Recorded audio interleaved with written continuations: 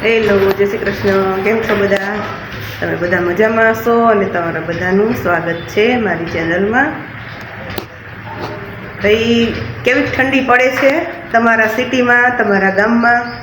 અમારે તો હજી એટલી બધી ઠંડી પડતી નથી. સવાર સાંજ લાગે થોડી થોડી, પણ આમ દિવસના તો કંઈ ઠંડી જેવું નથી લાગતું હજી એટલું બધું.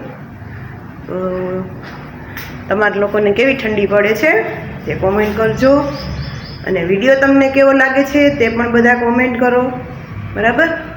તો આપણે પહેલાં કરી લઈએ ઠાકોરજીના દર્શન અને પછી કન્ટિન્યુ કરીએ. ચાલો.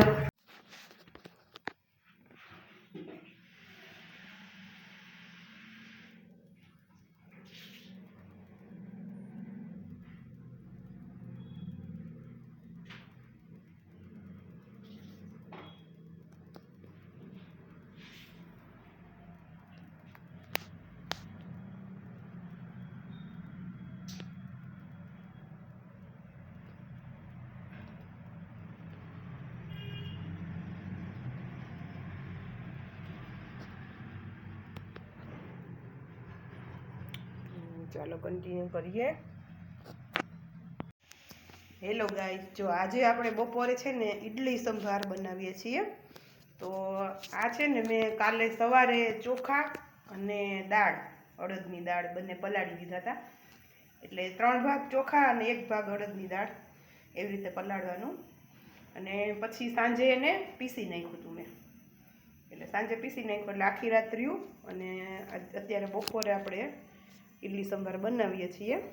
તો આ ખીરું છે એનું, અને આ તો સરસ આવી ગયું છે. જો આમાં અત્યારે તો હજી મેં ખાલી મીઠું જ નાખ્યું છે અને થોડુંક જીરું નાખશું આપણે, આખું જીરું, બાકી કંઈ નહીં નાખીએ બીજો મસાલો. સાદી જ ઈડલી બનાવશું. અને આમાં થઈ રહ્યો છે સંભાર માટે દાળ બાફા મૂકી છે, તો તુવેરની દાળ. અને એમાં મેં બધા શાકભાજી જે નાખવાના હોય ને એ નાખી દીધા છે. રીંગણા, બટેટા, દૂધી અને કાંદા અને બધું એની સાથે જ બફાઈ જશે. અને પછી આપણે એને ગ્રાઇન્ડ કરીને એનો વઘાર કરી નાખશું. તો ચલો, થઈ જાય ને એટલે તમને બતાવીએ, બરાબર? તો કન્ટિન્યુ કરીએ. હા, તો ગાઈસ તમે જોઈ શકો છો અહીંયા આપણી ઈડલી તૈયાર થઈ ગઈ છે. જુઓ, અહીંયા ઈડલી છે અને આપણો સંભાર તૈયાર થઈ ગયો છે મસ્ત. તો ચાલો બધા ઈડલી સંભાર ખાવા. આજનું બપોરનું મેનુ છે ઈડલી સંભાર.